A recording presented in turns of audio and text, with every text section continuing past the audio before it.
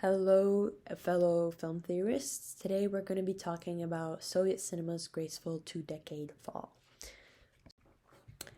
So we're going to dive right in with a brief history of Soviet cinema leading up to the 1970s. So cinema was nationalized in 1919 by Lenin, who was the head of state of the Soviet Union, as it was a popular medium of propaganda during the Russian Revolution. So film production and distribution was regulated by the State Committee for Cinematography, Goskino, up until the end of the Soviet Union. And during the 1920s and 30s, which was considered the golden era of Soviet cinema, we saw a lot of innovations, such as the montage through Vertov's Man with the Camera. And the 40s and 60s were a period of artistic stagnation, particularly because of Stalin's rule, where a lot of censorship was involved. And after his death in 1953, though there were loosenings of regulations, there was very slow artistic comebacks, set aside a few exceptions, such as The Cranes Are Flying, 1957. So, context for the 1970s, the film industry in the 1970s in the Soviet Union. So, Goskino at the time had become a bureaucratic facade for the Soviet Union to generate money. Philip Ermash, who had nothing to do with the film industry, came at the head of the Goskino in 1972 thanks to his political connections, and he developed a commercial model that resembles a lot the American blockbuster, which would serve as the model that most films had to follow in order to be distributed. And so this commercial model met not only consumer demands, but also the set financial profit goals of the government. And what also contributed to this commercial model was the fact that Brezhnev, who was the Secretary of State at the time, his foreign and domestic policies led to an importation of foreign goods, which led further to material comfort and growth of a consumer mentality, which resembles capitalist mentality. This led to higher standards in terms of film, hence the commercial model. Censorship was a key element of the Soviet film industry throughout the entirety of the existence of the Soviet Union, but in the 1970s and 80s, it's safe to say that it was particularly not as present as previous decades, although it remained significant. So films were censored according to a number of justifications, including if the moral of the film went against socialist values. So if one talked about faith, that would be a big no-no because religion had no place in a communist state. If it was made by an artist that was vocally outspoken against the regime, the film would also likely see censorship. And if the jury judged that the film presented could spark a movement that would go against the regime, once again, censored. A rare exception to these rules was Dinara Asanova, who was a Kyrgyzstani and Soviet film director. She made 1975 Woodpeckers Don't Get Headaches, and most of her film acted as a critique towards the communist society. However, she rarely ever saw any problems with censorship.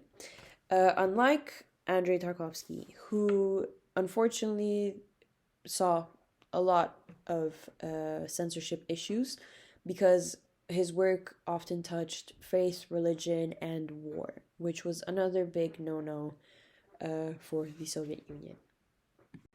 So I've spoken about a commercial model, but I haven't dived into what it actually is. So according to Goskino, a commercial model follows the next points. So contemporary theme, so contemporary characters with problems relating to relationships, money, that sort of thing.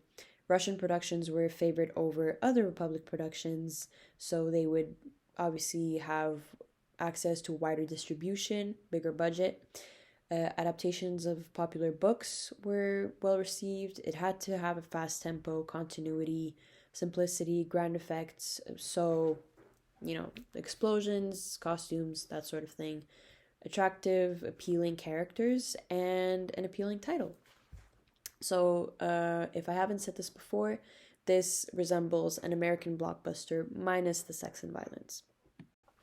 So, there were two types of film in the Soviet Union, among others.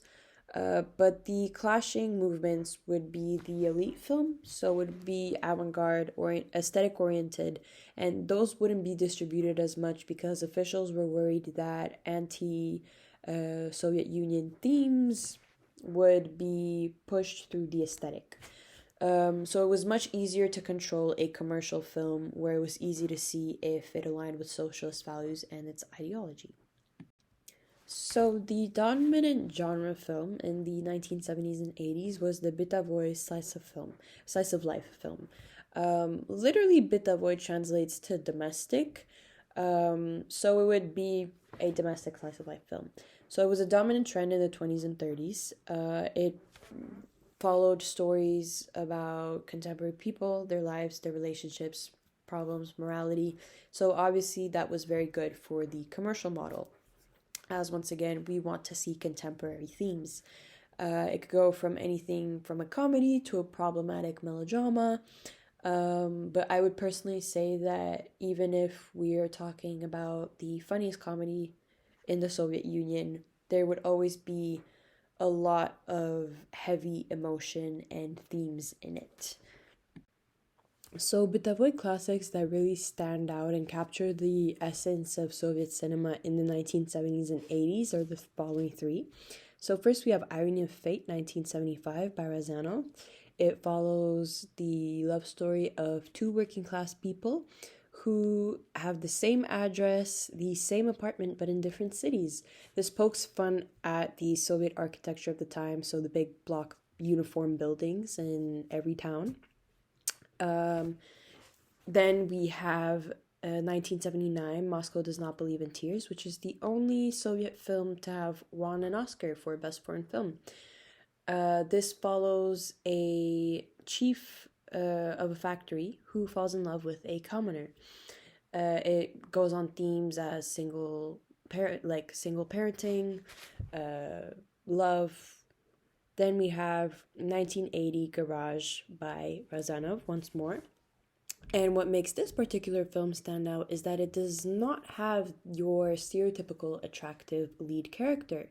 Instead, we have a working class, not stereotypically attractive character who stands out because of his character and his perseverance. So once again, that appeals to the values instead of the commercial model, regardless of a successful film. What was rare to see in film, not only in the Soviet Union, but in the world in the 1970s and 80s, was women in power. So in An Office Romance, 1978, we inverse the boss falling in love with his secretary trope dynamic, and it is a female head of office who falls in love with her subordinate. In Moscow Does Not Believe in Tears, the protagonist is a factory chief who falls in love with a commoner, an unemployed commoner. So once again, we're inversing the stereotypical gender roles here, and we're putting women in a position of power. Other films that don't fall into the Bытовой genre, but are still notable, are Stalker 1980 by Tarkovsky, which is considered to be one of the greatest films of all time because of its discourse on faith, religion, and because of its cinematography, which has influenced a lot of what I'm going to present next. Then we have The Theme by Gleb Panfilov. This film had to fight a lot of censorship, but during its full release in 1986, it ended up winning a Golden Bear at the Berlin Film Festival. Finally, we have Woodpeckers Don't Get Headaches by Dinara Asanova, which was also considered to be a classic of Soviet cinema, and this one did not encounter any issues with censorship. So we can compare statistics for ticket sales in 1979 for Moscow Does Not Believe in Tears to Stalker, and the reason Stalker has considerably less ticket sales than Moscow Does Not Believe in Tears was not only because of the fact that it was considered to be more of an elite film, so avant-garde, more difficult to understand. Censorship played a big role in it. It's also important to note that filmmakers really had to step it up in order to get people to come see their movies, because thanks to the importation of television into the Soviet Union, ticket sales really plummeted from 5 billion in the late 60s to 4.2 billion in the late 70s.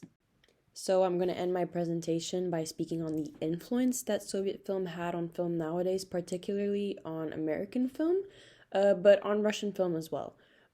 So in terms of Russian film, we have Andrei Zvyagintsev, The Return. So this was one of the last Russian films to win Best Foreign Film at the Oscars, to win any Oscar. It is very noted for, the director himself is noted for his comparisons to Tarkovsky's work, so he reflects a lot of Tarkovsky in his work, particularly cinematography and theme. Then we have Solaris, which is a 2002 remake by Steven Soderbergh of, once again, Tarkovsky's Solaris in the 1960s. Then we have About Fate. This is a much more recent film by Marius Weisberg. So it's a remake of The Irony of Fate. So it's a slice of life film, American remake of the Soviet classic.